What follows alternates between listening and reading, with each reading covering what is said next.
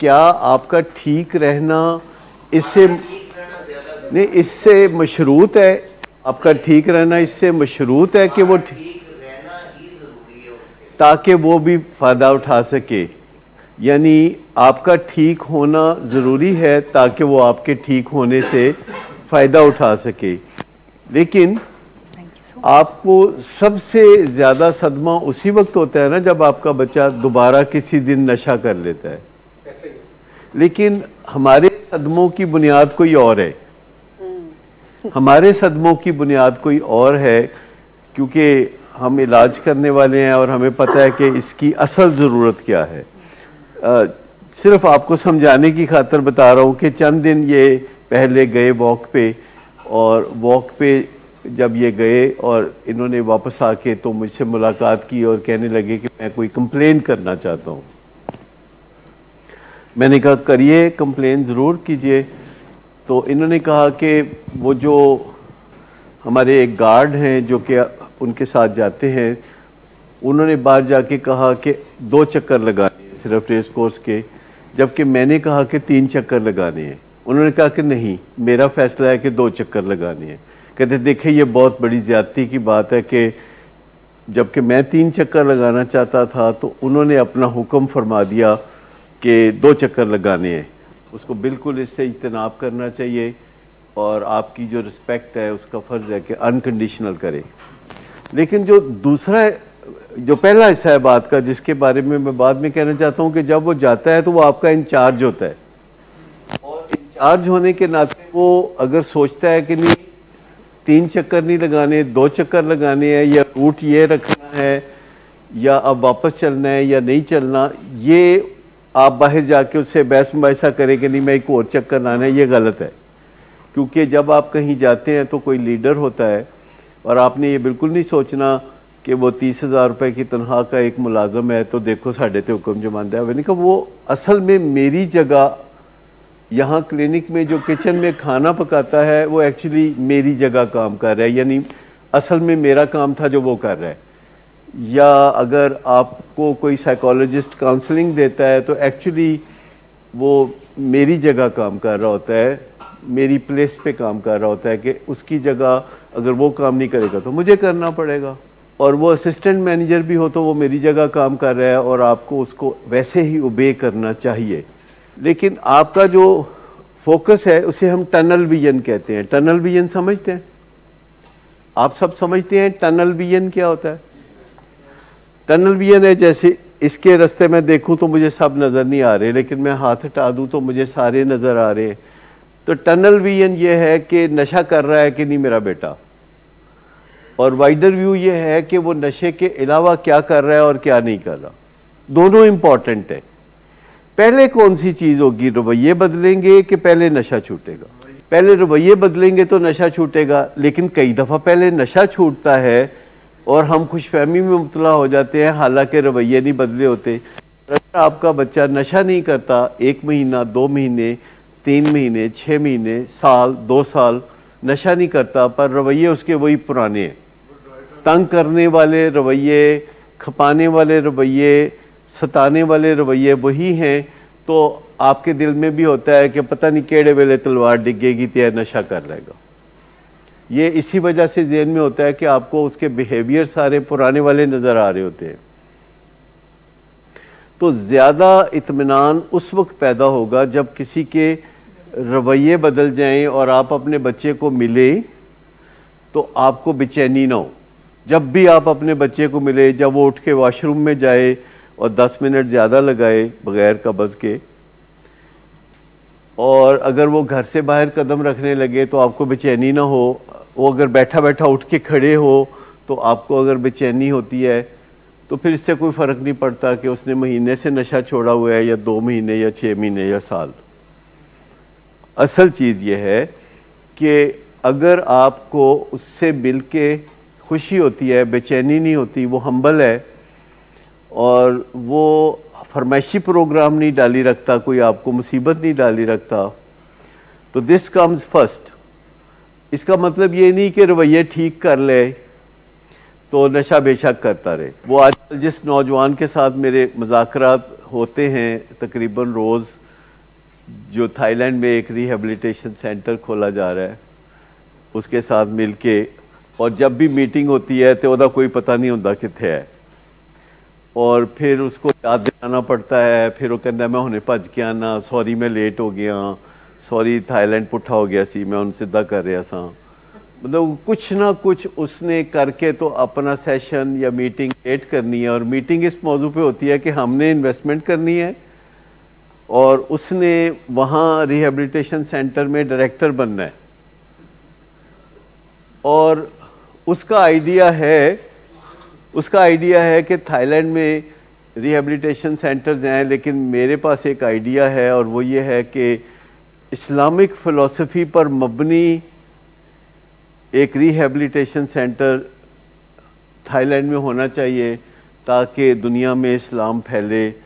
मेरी और उसकी जो मीटिंग्स हैं वो ये हैं कि देखो आप और हम मिलके तो वहाँ रिहैब जो खोल रहे हैं उसमें आपने इस्लामिक फ़िलासफ़ी डालनी है और हमने मिनेसोटा मॉडल डालना है और दोनों को मर्ज करना है। और इस मर्जर के लिए हमारी और आपकी रोज़ाना बातचीत होना शुरू हो गई है, और इस दौरान आपको वीज़ा वगैरह जो है हासिल करना चाहिए पाकिस्तानी एम्बेसी से, और हम आपको टिकट भेजेंगे और आप आएंगे और हम आपको लाहौर एयरपोर्ट पे रिसीव। वो नहीं, आला नहीं दवाना अभी नहीं, वो किसी और कंट्री का है, लोकल नहीं है थाईलैंड का, वो किसी और मुल्क का है, सूडान का, और वीज़ा उसको मिल जाएगा but it will take 20 days. नहीं, पर अभी लेना नहीं वीज़ा।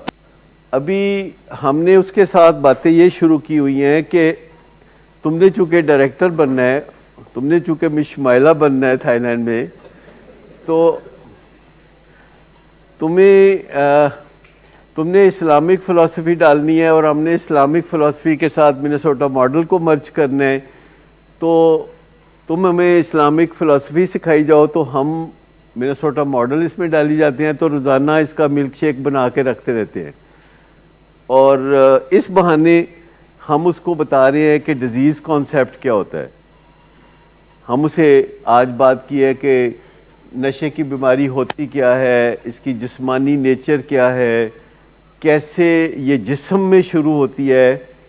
उन लोगों में से कुछ के अंदर जिस्म में शुरू होती है और जिस्म मुखालफत शुरू कर देता है नशे की, और जितना कोई बंदा नशा करता है उसको उतना असर नहीं होता और उसको कोई साइड इफ़ेक्ट्स होते हैं और उसको कोई तकलीफ़ें होती हैं। और फिर मैंने उससे समझाया कि यूँ समझे कि नशे में बरकत नहीं रहती। बरकत का लफ्ज़ अरबी लफ्ज़ है बरका, जो कि उसने कहा कि अल्हम्दुलिल्लाह, ये मुझे समझ आ गया, सुभान अल्लाह। ये हमारे दरमियान चलता रहता है काफ़ी। तो दूसरी बात हमने ये की कि डिनाइल एंड डिल्यूजन क्या होता है। डिनाइल खुद फरेबी है कि मेरा कसूर नहीं, सारे ज़माने का कसूर है। डिल्यूजन ये है कि दिमाग असेस ही नहीं कर पाता कि हालात कितने ख़राब हैं साइकेट्रिक इलनेस की वजह से और ब्रेन डिसऑर्डर जो है एडिक्शन, इसकी वजह से। और फिर वो मुझे बताने लगा कि फैमिली काउंसलिंग भी शामिल करनी पड़ेगी, और बता रहा था कि नशे के मरीज़ अपने माँ बाप के साथ बहुत बुरा सलूक करते हैं। वैसे वो खुद 24/7 यही करता है। मेरी कोशिश ये है कि आने से पहले कुछ उनके साथ ये सारी बातें जो हमने बाद में करनी है, और वो इसलिए कि मैंने बताया कि आपने तो हेड करना है ऑर्गेनाइजेशन को, अगरचे आपने काउंसलिंग नहीं करनी, लेकिन आपको पता तो सब कुछ होना चाहिए।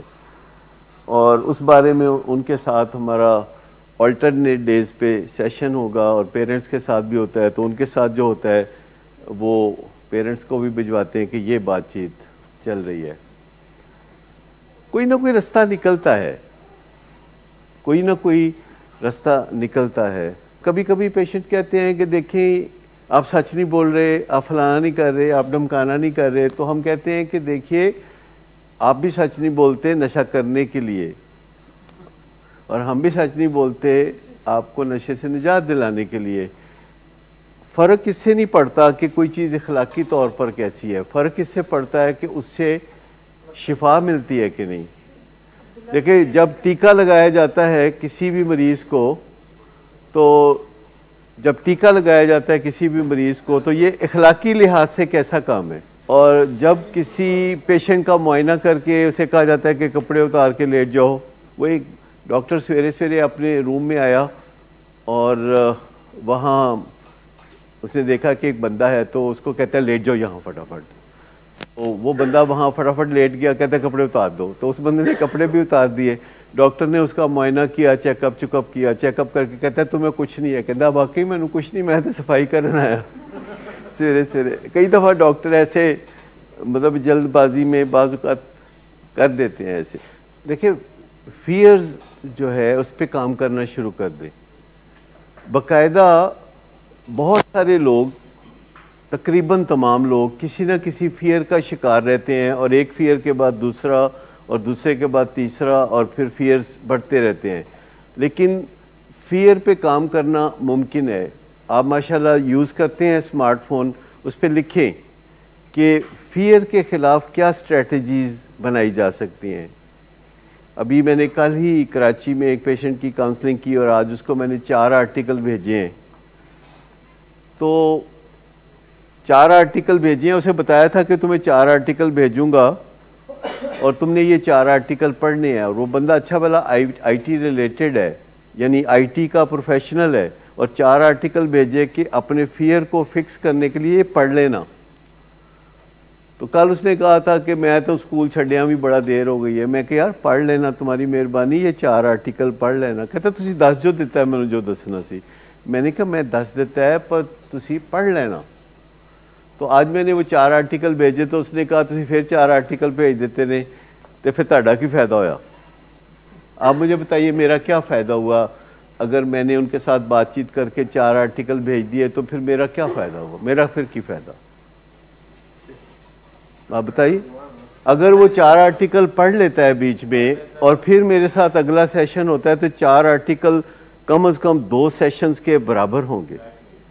And that will save him a lot of money. मैंने कहा कि देखो तुम यानी 55,000 रुपये फ़ी देते हो एक सेशन की, तो मैं तुम्हारी कुछ सेविंग करना चाहता हूँ। कहते तुहानू किसने कहा मेरी सेविंग करो? मैंने कहा क्या किसी नहीं, मैं बेला नहीं है एडा, मैं इतना बेला नहीं, मतलब मैं कोई और किसी का भी काम करना चाहता हूँ, और मैं चाहता हूँ हर एक को के खुद कफील हो जाओ। और अगर 10 सेशन करने की ज़रूरत है तो मुझे 3 करने पड़े, बाकी 7 आप घर पे पढ़ लो, और आपके अंदर शायद जज्बा पैदा हो जाए कि आप और ज़्यादा पढ़ो, फिर शायद जज्बा हो जाए कि आप और किसी की मदद करो, शायद आपकी ज़िंदगी बदल जाए, और अगर 2 महीने बाद बदलनी थी तो पहले बदल जाए। तो फिर मैंने उसको समझाया, टेलीफोन पे उसको मैंने समझाया कि तुम सुधर जाओ, और ये सेशंस जो हैं मैं लिमिटेड ही कर सकता हूँ। जब तुम आसानी से एक 5 मिनट की स्टडी है, एक आर्टिकल पढ़ लो, जैसे आपने मुझे कहा था कि मुझे आर्टिकल दें, मैंने कहा मैं दे दूँगा। तो मेरी कोशिश तो ये होती है कि लोग सेल्फ रिलायंट हो जाएं, पर लोगों की कोशिश होती है कि उन्होंने पढ़ना ना पड़े। मतलब पढ़ना बड़ा मुश्किल लगता है। नहीं, वो तो ऑप्शंस बेशुमार हैं। मतलब ऑप्शंस जो हैं, तो ऑप्शंस तो उसके लिए हैं जेड़ा करो टुरेगा, जेड़ा ऑप्शन तो उसके लिए।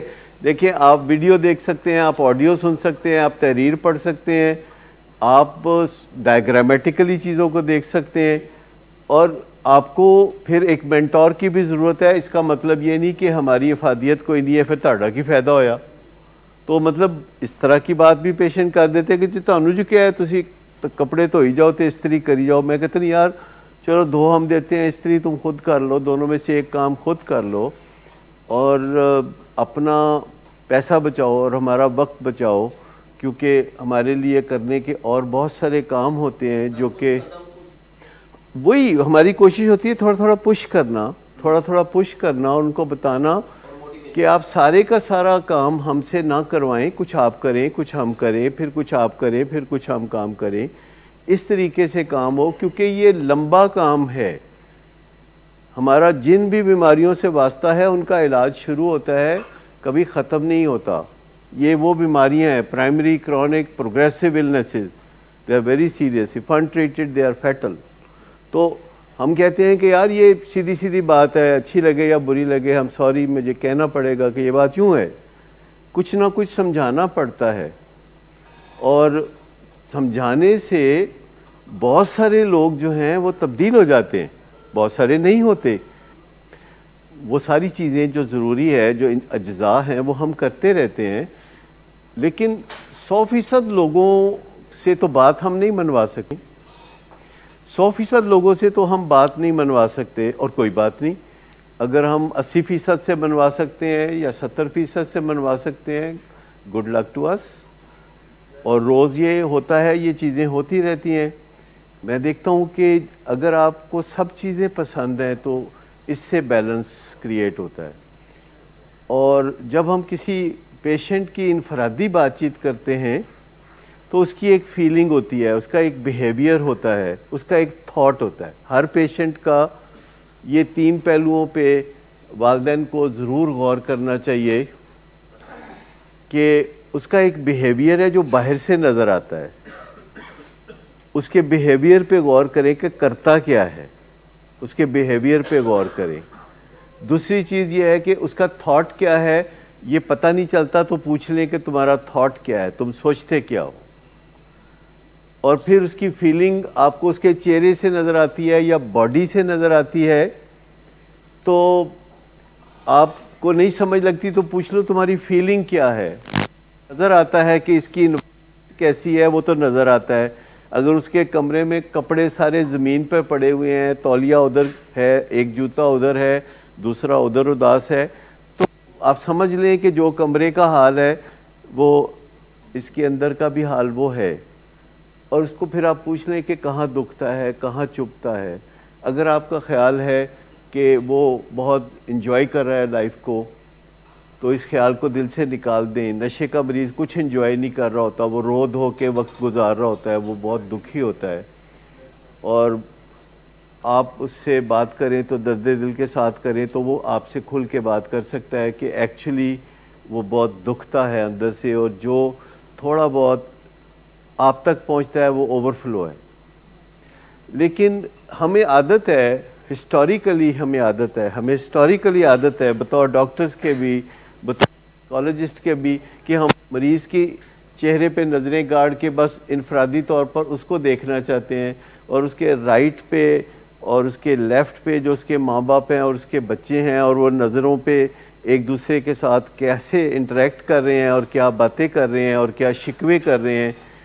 तो अगर हम सिर्फ मरीज़ को देखेंगे कि उसकी सोच क्या है, उसका बिहेवियर क्या है, उसके जज्बात क्या है, तो हम अधूरी कहानी टनल विजन में देखेंगे, जब तक हमें पता ना चले कि उसकी माँ क्या बोल रही है, उसका बाप क्या बोलता है और वो ख़ुद क्या बोलता है, और दोनों किन नज़रों से एक दूसरे को देखते हैं। क्योंकि जब आप हमारे पास बैठे होते हैं तो एक तरफ माँ, एक तरफ बाप, फिर पेशेंट आता है मिलने के लिए, फिर 1-2 बहन भाई भी होते हैं, और हर कोई अपने ख़ास रेडियो स्टेशन से बोल रहा होता है। मतलब वो फिगर दिखाएं कि किस तरह एक फैमिली के ऊपर जैसे हम नज़र डालते हैं, वो एक ग्राफिक डिज़ाइनिंग है, अगर आप गौर करें। अब देखिए, ये एक फादर है जिसे आइडेंटिफाइड पेशेंट का है, तो ये एक डिब्बा है, और फादर का ये रिलेशनशिप मदर से है। इसमें हम हमेशा ख़वातीन को इस तरह सर्कल में दिखाते हैं, और ये का क्या मतलब है? नहीं, ये फादर है, जो पेशेंट है, ये मदर है, और ये जो लाइन है ये क्या जाहिर कर रही है? ये लाइन ये रिलेशनशिप को जाहिर कर रही है, और ऐदा की मतलब है? नहीं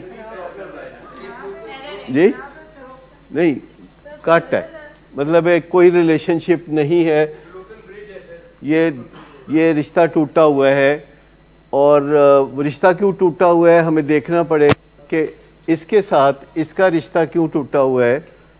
हमें देखना पड़ेगा कि ये शराब की वजह से टूटा हुआ है, क्योंकि शराब की वजह से इनकी बनती नहीं। तो ये हाँ, फादर पेशेंट है ना, आइडेंटिफाइड पेशेंट, और ये मदर है। लेकिन यहाँ से एक लकीर इधर आ रही है यहाँ पे, ये कौन है? 10 साल की बेटी है, और 10 साल की बेटी है, और उसका जो रिलेशनशिप है फादर से डैमेज है, बहुत टूटा नहीं है अभी। और ये कौन है?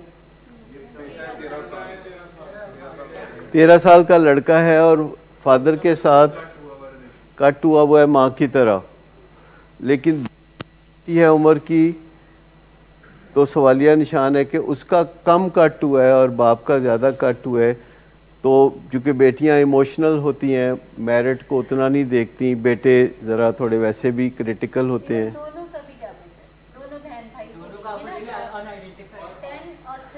ये जो सवालिया निशान जाहिर कर रहा है कि इनके दरमियान कोई रिलेशनशिप आप देख ही नहीं सकते, बहन भाई के दरमियान कोई रिलेशनशिप ही नहीं है। सारा कुछ फादर की वजह से हो नहीं, अब ये तो ऐसे जंपिंग टू दी कंक्लूजन है, लेकिन आप देखिए कि ये मदर जो है उसका रिलेशनशिप ठीक है, ये कनेक्ट कर रहा है, और ये मदर जो है ये जनरेशनल लाइन है कि छोटी उम्र के लोग नीचे हैं जो कि ज़्यादा इन्फ्लुएंशियल नहीं है। यहाँ इन्फ्लुएंस इस खातून का इसके साथ बनेगा, बेटा बाद में ज़्यादा इन्फ्लुएंस नहीं कर सकता, या बेटी, क्योंकि वो छोटी उम्र के हैं। और ये माँ का जो रिलेशनशिप है 13 साला बेटे से बहुत स्ट्रॉन्ग है और 10 साला बेटी से कम स्ट्रॉन्ग है। तो अब जब मेरे सामने बैठे होंगे तो मैं ये नक्शा बनाऊंगा ना पेपर पे, खामोशी से कहा कि भी मैं मुझे याद रहे कि ये फैमिली के डायनामिक्स क्या हैं, और काम करने का जो फैसला, मुझे बताइए कि अगर ये रिलेशन टूटा हुआ है तो सबसे पहले क्या करना पड़ेगा, क्योंकि ये तकलीफ़ की वजह से इसको लेके आई है, but there is no relationship. मतलब ये जो मियाँ बीवी का जो रिलेशनशिप है, जिसे कहते हैं किस्सा चहार दरवेश उर्फ मियाँ बीवी लड़ते क्यों हैं, तो क्या इस पे काम करने की ज़रूरत होगी कि नहीं? ठीक, और हमें देखना पड़ेगा कि वो क्रिटिसिज्म करती है या वो तौहीन करता है, आगे से नशा करके रात को तौहीन करता है 1-2 बजे, कहता है खड़े होकर मेरी बात सुनो, और सुबह माफ़ियाँ मांगता है कि सॉरी जानू तुम्हें मैंने रात को ये कहा वो कहा, और बीवी उस वक्त मूड बना के तो फिर उसको सुनाती है कि तुम हो ही बहुत गलत, तुम हो ही बहुत फलाना, और वो सुनता है, और फिर वो दफ्तर चला जाता है नाश्ता खा के और झटके खा के, तो दफ्तर चला जाता है, और रात को फिर आता है पी के, फिर 12-1 बजे कहता है आओ ना क्या कह रही थी सवेरे, फिर आके तो फिर वही दास्तान फिर शुरू कर देता है। सो यहाँ करना पड़ेगा, लेकिन यहाँ जो रिलेशनशिप है जो कमज़ोर है और यहाँ थोड़ा ताकतवर है, तो इसको इन 2 बच्चों के साथ बात करते हुए वो गुस्सा जो उस पे है वो गुस्सा इन बच्चों को आता है कि नहीं? अगर मियाँ बीवी की नहीं बनती तो बीच में ये छोटी बिल्ली, ये इसको मुसीबत होगी ना, क्योंकि ये कमज़ोर नज़ला कमज़ोर पे गिरता है, तो फिर इनको अनमोल तरीके सीखने पड़ेंगे जो कि निसाब है हर पेरेंट का। लेकिन मुझे बताइए कि हमारी ऑफिशियल ज़िम्मेदारी तो सिर्फ ये है, लेकिन क्या ये सारा काम किए बगैर हम वो काम कर सकते हैं? वो प्रोसेस है ना, ये सिस्टम है ना एक, लेकिन क्या हम आइडेंटिफाई करके कोई ऐसे गुलेल में कंचा लेके सीधा इसको मार सकते हैं कि भाई एनू लगे जाके तो बात बनेगी? तो नहीं हो सकता। वो हमें टनल विजन में नहीं देखना पड़ेगा, इसको होल सिनेरियो को देखना पड़ेगा, और हमें ये भी देखना पड़ेगा कि ये जो बच्चे हैं, ये जो लाइन जाहिर कर रही है कि ये नीचे चले गए हुए हैं। ये बच्चे जो हैं मार खा के इस बीमारी की जो कि बाप को है, उस बीमारी की मार खा के, घर में जब बीमारी चल रही है तो मार इनको पड़ रही है, उस बीमारी की मार पड़ रही है, वैसे मार नहीं पड़ रही, और उस बीमारी की मार पड़ रही है। तो at the end of the indoor program इनको कहीं यहाँ ऊपर ये, और इसको आ जाना चाहिए कि इनसे कैसे बात करनी है और उससे कैसे बात करनी है, और फिर ये तीनों मिल के कैसे इन्फ्लुएंस करें कि, लेकिन आपको समझ में आती है कि जिस चीज़ को आप इलाज समझते हैं, मिसाल के तौर पर सबसे बड़ी गलतफहमी है कि मरीज़ जब 100 दिन रहता है किसी रिहैब में और 100 दिन वो नशे से दूर रहता है तो वो नशे को भूल जाता है। भूलने वाली बात कितनी मासूम बात है, मतलब इससे ज़्यादा कोई मासूम बात कोई नहीं हो सकती कि कोई बंदा 100 दिन महज रहे किसी रिहैब में, किसी गांव में, किसी दुबई में, किसी सऊदीया में, किसी मक्के मदीने में, तो वो नशे को भूल जाएगा। सबसे बड़ी गलतफहमी है कि मरीज़ जब 100 दिन रहता है किसी रिहैब में और 100 दिन वो नशे से दूर रहता है तो वो नशे को भूल जाता है। भूलने वाली बात कितनी मासूम बात है, मतलब इससे ज़्यादा कोई मासूम बात कोई नहीं हो सकती कि कोई बंदा 100 दिन महज रहे किसी रिहैब में, किसी गांव में, किसी दुबई में, किसी सऊदीया में, किसी मक्के मदीने में, तो वो नशे को भूल जाएगा। उसको इसलिए रखा जाता है कि उसका जो सॉफ्टवेयर है अपडेट हो जाए, उसका सॉफ्टवेयर अपडेट हो जाए, वो ऐसी बातें सोचे और ऐसी बातें सुने, ऐसी बातें कहे कि सॉफ्टवेयर अपडेट हो जाए। तो सॉफ्टवेयर अपडेट करने के लिए होता है, और सॉफ्टवेयर खाली पेशेंट का अपडेट हो जाए ये काफ़ी नहीं है, पूरी फैमिली का सॉफ्टवेयर अपडेट होने की ज़रूरत होती है।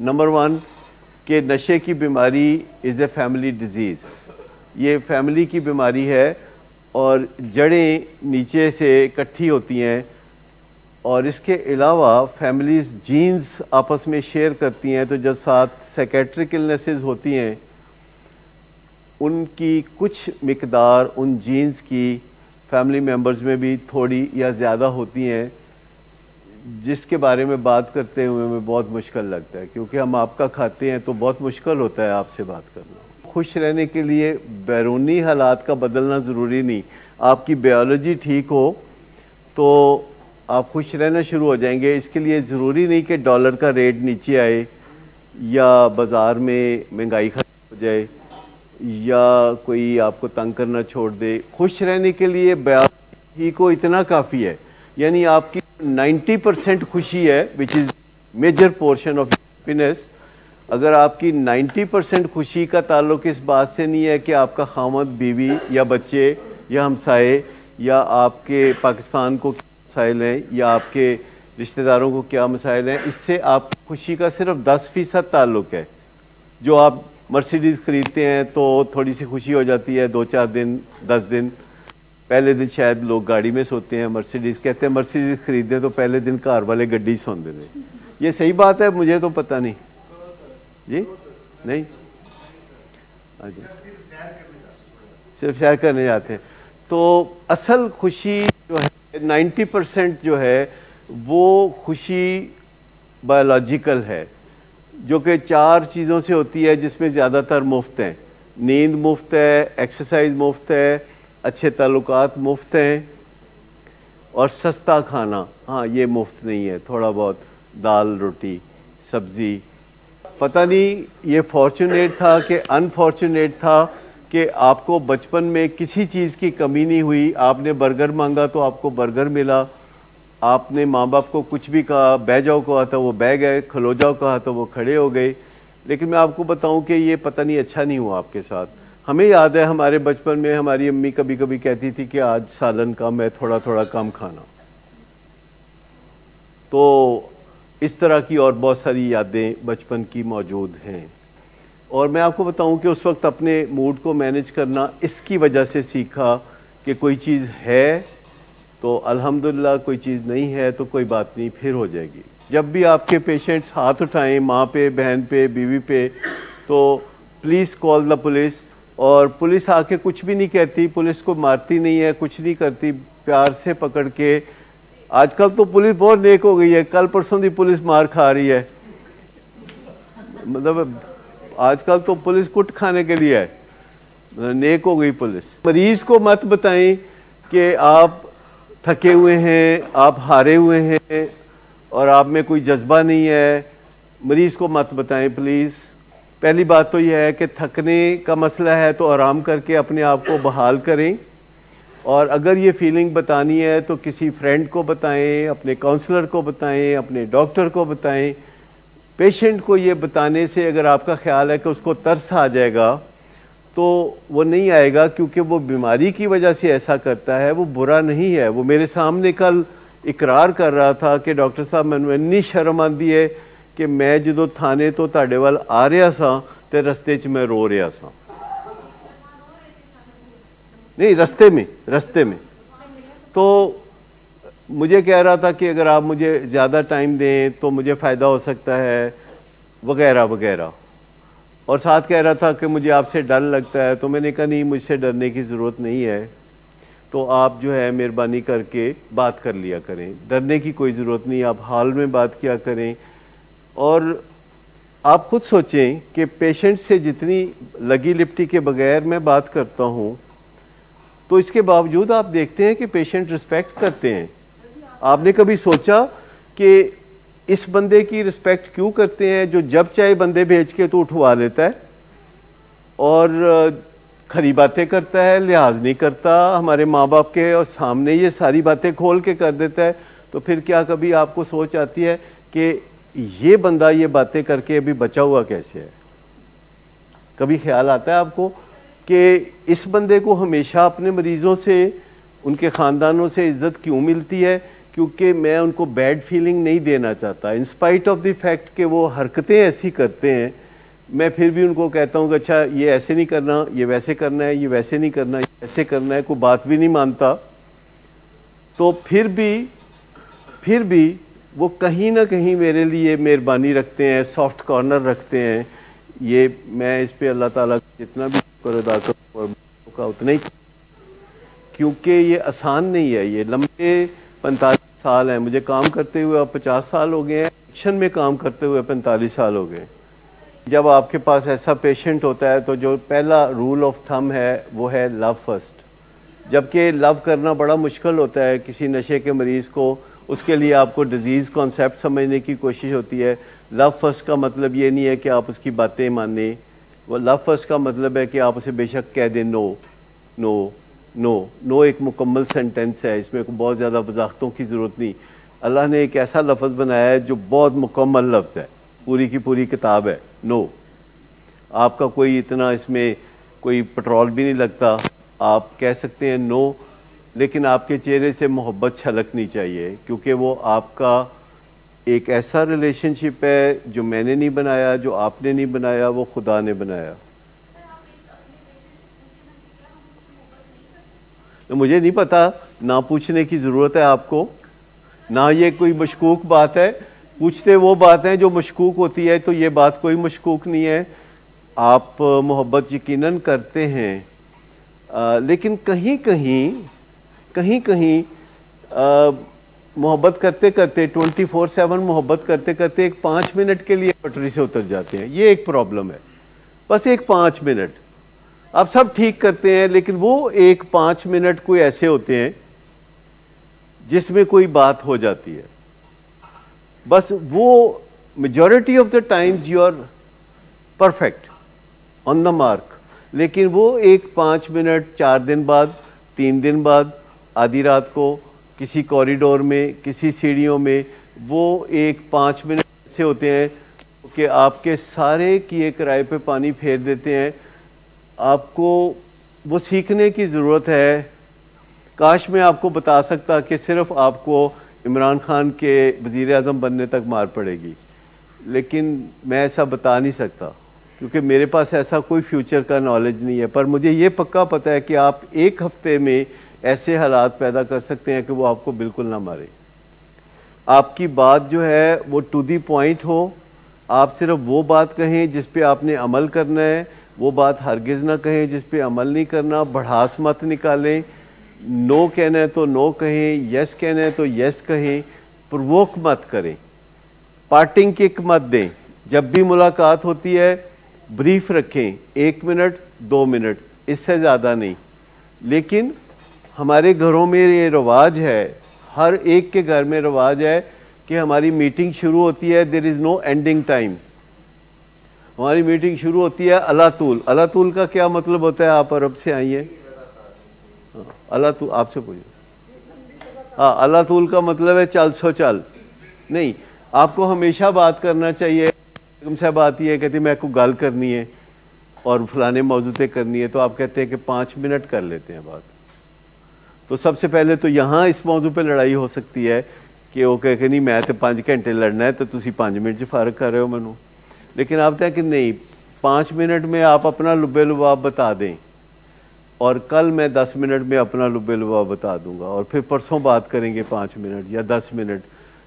कभी भी ये ना सोचें कि आपका पेचीदा मसला एक मीटिंग में हल होगा। और नशे की बीमारी एक पेचीदा मसला है, ये एक मीटिंग में हल नहीं होगा। आप सोच लें कि कितनी मीटिंग में हल होगा। और इसके लिए आपको कुछ निसाब है जिसको फिंगर टिप्स पे करना पड़ेगा, कुछ निसाब है। और याद रखें कि आपके पेशेंट्स को सिर्फ नशे की बीमारी नहीं होती, आपको पता है आपके पेशेंट को साइकेट्रिक इलनेस भी है, बाइपोलर डिसऑर्डर भी है, नशे की बीमारी भी है। तो इस पे ग्रेसफुली सबसे पहले एक्सेप्ट करें कि ये है, ये अफसोसनाक अनफॉर्चुनेट सूरत हाल है और इसका जितना गम मनाना है मना लें।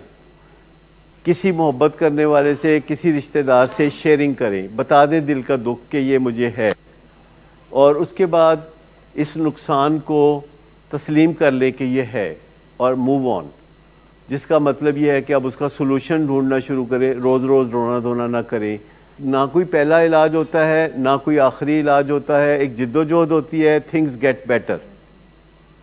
और आप मुझे बताइए, क्या आपने ये सोचा कि आपने हमें फ़ोन किया कि पहुँचें, ये मसला है, तो हमने कहा कि कल आएंगे, आज तो बहुत रश है, लाहौर में रैलियाँ निकल रही हैं, कुछ कहा? आप में से कभी किसी ने कहा और रात के 3 बजे, 2 बजे, 4 बजे मुझे या मोहसिन नवाज़ को या मिस शुमाइला को या किसी को भी, तो हमने कभी कहा कि नहीं कल सुबह अच्छा देखते हैं, अच्छा करते हैं? कभी भी नहीं, नॉट इन माई लाइफ। अगर आपके घर में मसला है तो इट इज़ अर्जेंट। अगर आप देखें तो हर डॉक्टर इस बात पे बड़ा फ़ख्र महसूस करता है कि आप उससे टाइम लें तो वो कहेगा जी नवंबर दी 35 तारीख को आ जाना। बंदे को दिल की बीमारी है, 2 स्टंट पड़े हुए हैं, सीने में उसको दर्द हो रहा है और उसकी डॉक्टर से अपॉइंटमेंट मांगी जा रही है, तो वो कहता है नवंबर च आना। और ये इंग्लैंड में भी है, ये कनाडा में भी है, ये अमेरिका में भी है। मुझसे कोई भी बात करे तो मैं कहता हूँ कि अर्जेंट है तो आज आ जाएं, नहीं तो कल आ जाएं, बहुत अर्जेंट है तो अभी आ जाएं। और कभी भी ऐसा नहीं किया, किसी अपॉइंटमेंट को कैंसिल करके जिसका मसला अर्जेंट है उसको कहते हैं कि आप आ जाएं। इसका मतलब ये नहीं कि हम चार्ज नहीं करते। पाकिस्तान में मेरी फ़ी तमाम डॉक्टरों से ज़्यादा है, कोई डॉक्टर इतनी फ़ी चार्ज नहीं करता जितना मैं करता हूँ। लेकिन अगर मुझे रात को कोई 2 बजे बुलाएगा तो मैं कहूँगा कि नौकर क्या और नखरा क्या, मुझे तो आना है। तो सीधी सीधी ये बात है। तो आपने सीखने की तरफ जाना है।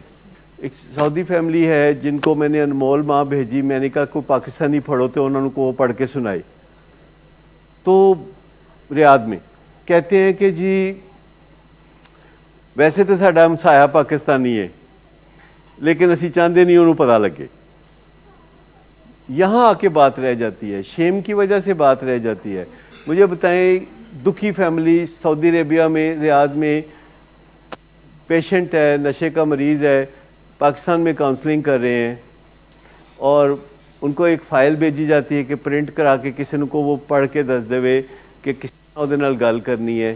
तो 8 दिन ने वो फाइल जी है वो हालां टुटी नहीं, मतलब वो प्रिंट ही नहीं हुई। तो वजह यह है कि हमसायों में एक पाकिस्तानी है पर उन्होंने दसना नहीं कि साडा एक मरीज़ है। वैसे मैं तो हमसाया नूं पता है। तो शेम से निकलना पड़ेगा।